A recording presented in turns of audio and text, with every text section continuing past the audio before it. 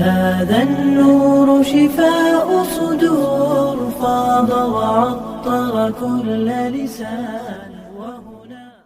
حضرت طلحہ بن عثمان نام سنا ہوا؟ نام سنا ہوا؟ کون ہے؟ کعبے کے متولی ہیں، کعبے کی چابیاں ان کے پاس ہیں۔ نبی کریم صلی اللہ علیہ وسلم فتح مکہ پہ آتے ہیں، کہتے ہیں عثمان بن طلحہ کو بلایا جائے۔ فتح مکہ ہو گیا، عثمان بن طلحہ جی اپنے گھر میں ہیں، حضرت بلال کو کہتے ہیں آپ ان کے گھر سے ذرا خانہ کعبہ کی چابیاں لے کے آئیے۔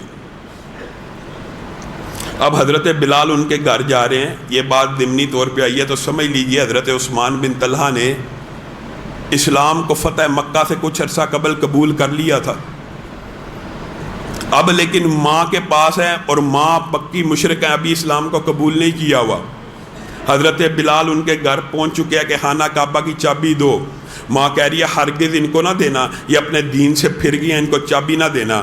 انہوں نے اسلام قبول کر لیا ہوا، وہ چابی دینا چاہتے ہیں لیکن ماں کو بھی منا رہے ہیں کہ ماں مان جائے چابی دے دوں۔ اتنی دیر میں دیر ہو گئی، نبی کریم صلی اللہ علیہ وسلم حضرت عمر کو کہتے ہیں جاؤ ذرا، بلال ابھی تک نہیں آیا، چابیاں لے کے خانہ کعبہ کی دیکھو کیا وجہ ہے۔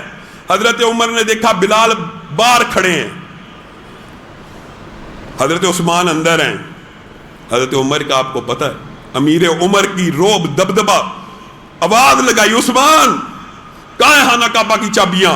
وہ والدہ جو حضرت بلال کے آنے پہ چابیاں نہیں تھی دے رہی، کہا یہ کس کی آواز ہے، دے دو اس کو چابیاں دے دو۔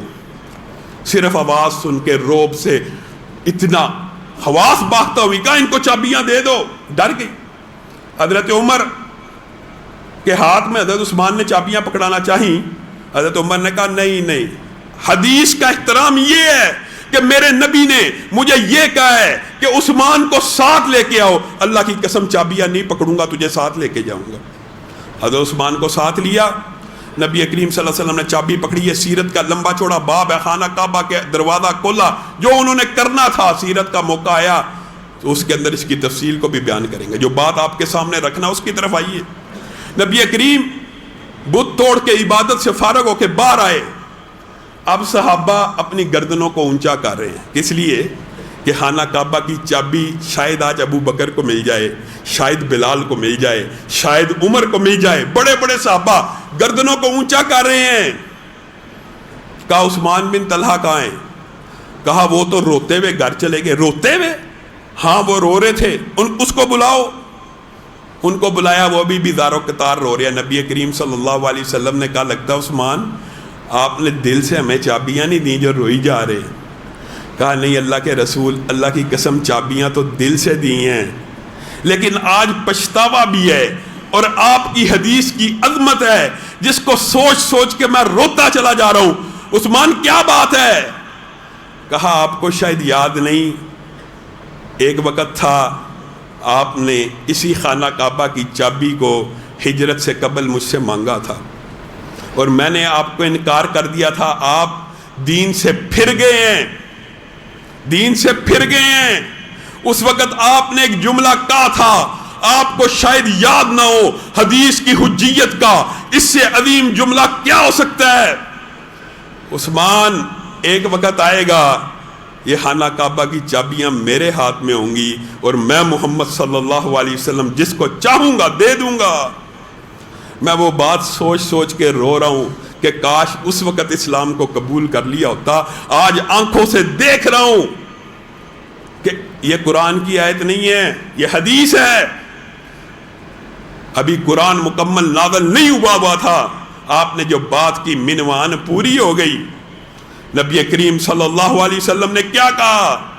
خذوہا، اے بنی طلحہ، اے عثمان بن طلحہ، پکڑو اس چابی کو، خالدتن تالدتن لا ينزعها الا ظالم۔ یہ چابی تجھے پہلے دی تھی کافروں نے، پہلے دی تھی کافروں نے، تو اس سے چھین لی گئی۔ اب میں محمد صلی اللہ علیہ وسلم تجھے عطا کرتا ہوں خالدتن تالدتن، ہمیشہ کے لیے، جب تک قیامت قائم نہیں ہوگی کوئی ایک ظالم آئے گا وہ تجھ سے چابی چھینے گا، اور دوسری روایت میں ایک کافر ہوگا تجھ سے چابی چھینے گا، یعنی تیری اولاد سے چابی چھینے گا، لیکن تب تک یہ چابی تیرے ہی خاندان میں رہے گی۔ آج اٹھائیے حجیت حدیث کے اوپر اعتراض کرنے والے غور کریں، خانہ کعبہ کی متولیت بدلتی گئی، تولیت بھی چینج ہوتی گئی، خلافتیں بھی چینج ہوتی گئی، خانہ کعبہ کے اندر کبھی شریف سردار آئے، کبھی عثمانی آئے، کبھی عباسی آئے، کبھی فاطمی آئے، کبھی اور حکمران آئے، کسی ایک کو جرت نہ ہوئی کہ عثمان بن طلحہ کے خاندان سے چابی لے لے۔ نبی کریم نے کہا یہ چابی اب ہمیشہ کے لیے تیرے خاندان میں ہے۔ اللہ کی قسم حکومتیں بھی بدلتی گئیں، لیکن یہ حدیث کا ایجاد ہے، یہ نبی کریم صلی اللہ علیہ وسلم کی حدیث ہے، جس کو تو نے اور میں نے حقیر سمجھا ہوا داڑھی رکھ لو، ہاں حدیث ہے، صحیح ہے، نہیں رکھنی نہیں۔ کیوں؟ یہ اہل حدیث کا طرز عمل بتا رہا ہوں، غیر اہل حدیث سے شکوہ تو دور کی بات ہے، اپنے بات ساتھی خود کو اہل حدیث بھی کہیں گے لیکن حدیث کے اوپر عمل مکمل نہیں کریں گے۔ کیوں شک ہے؟ کیا نبی کریم صلی اللہ علیہ وسلم نے جو کہہ دیا اس کے اوپر شک ہے؟ صدقے سے بیماری دور ہوگی، شک ہے؟ مسجد کے اندر ایک انڈے برابر جگہ کے اندر حصہ ڈالو گے جنت میں محل بن جائے گا۔ جس بندے کا جنت میں محل بن جائے کیا اللہ تعالیٰ اسے جہنم میں بھیج دے گا؟ شک ہے؟ یقین ہو تو ہماری زندگیاں بدل جائیں۔ حجیت حدیث ایک ایسا باب ہے، صحابہ نے اللہ کی قسم نبی کریم صلی اللہ علیہ وسلم کی حدیث کو اسی طرح معتبر جانا جس طرح میں اور آپ قرآن کو معتبر جانتے ہیں۔ وجہ یہی ہے اس قرآن کا بھی نبی کریم نے مجھے اور آپ کو بتلایا، یعنی نبی کریم قرآن کے بارے میں سچ بولتے تھے اور اپنی بات میں معاذ اللہ نعوذ باللہ غلط بیان نہیں کرتے تھے۔ یہ کہاں سے فلسفہ آیا؟ انکار حدیث کا فتنہ آج معاشرے میں اس قدر پروان چڑھ چکا ہے، ہر بندہ قرآن کو مانتا ہوں جیسے قرآن اس کے اوپر نازل ہوا۔ کیسے مانتا ہے؟ قرآن کی ایک آیت بھی حدیث کے بغیر مانی نہیں جا سکتی۔ قرآن کی آیت کے پیچھے جب تک حدیث موجود نہیں ہے کہ یہ آیت سورۃ فاتحہ کو یہاں پہ رکھا جائے گا، اگر یہ حدیث نہ ہو سورۃ فاتحہ سے قرآن شروع ہی نہیں ہو سکتا۔ آپ نے حدیث کو بڑا چھوٹا جان لیا ہے۔ اللہ کی قسم صحابہ حدیث کو چھوٹا نہیں تھے جانتے۔ حضرت ابو ذر غفاری، جن کو اردو میں غفاری بھی کہا جاتا ہے، دونوں غفاری بھی اور غفاری دونوں معروف ہیں۔ حضرت ابو ذر غفاری کا آخری وقت آیا، میرے بھائیوں آپ نے حجیت حدیث کے یہ واقعات ذہن نشین کر لینے ہمیشہ کے لیے، آسان ہے۔ آخری وقت ہے، آخری بیوی رو رہی ہے۔ کیوں روتی ہے؟ آپ صحابی رسول ہیں، آپ رسول اللہ صلی اللہ علیہ وسلم کے جگری دوستوں میں سے ایک ہیں۔ حالت یہ ہے ہم جنگل میں پڑے ہیں، آج لگتا ہے ابھی دیا بجھا کے بجھا، آپ فوت ہو گئے، آپ کو کفن کون دے گا؟ آپ کو نہلائے گا کون؟ میں تو خود بڑھیا ہو چکی ہوں۔ ابو ذر غفاری جو فل بیماری کے اندر ہیں، ندا کا عالم قریب آ چکا ہے، سیدھے ہو کے بیٹھتے ہیں، کہتے ہیں اب شری ولا تبکی، اور میری خوشخبری سن لے، رو مت۔ میں نے ان کانوں سے رسول اللہ صلی اللہ علیہ وسلم کا ایک فرمان سنا ہوا ہے کہ تم میں سے ایک شخص فلات الارض میں یعنی جنگل کے اندر فوت ہوگا، اور اس مجلس میں میں اور میرے ساتھی بیٹھے تھے، ان میں سے آج کوئی زندہ نہیں ہے، ایک میں ہی باقی ہوں۔ مجھے لگتا ہے میرے بارے میں وہ حدیث ہے، جنگل میں فوت ہوگا، اور جس وقت وہ فوت ہو جائے گا اللہ رب العزت اسی وقت مسلمانوں کی ایک جماعت کو اس جنگل میں بھیجیں گے جو اس کے کفن کا انتظام کرے گی، جو اس کے دفن کا انتظام کرے گی۔ میری بیوی مت رو، رسول اللہ صلی اللہ علیہ وسلم کا فرمان جھوٹا نہیں ہو سکتا۔ ہاں ایک کام کرنا، جب میں فوت ہو جاؤں، یہ ایمان تھا صحابہ کا حدیث کے اوپر،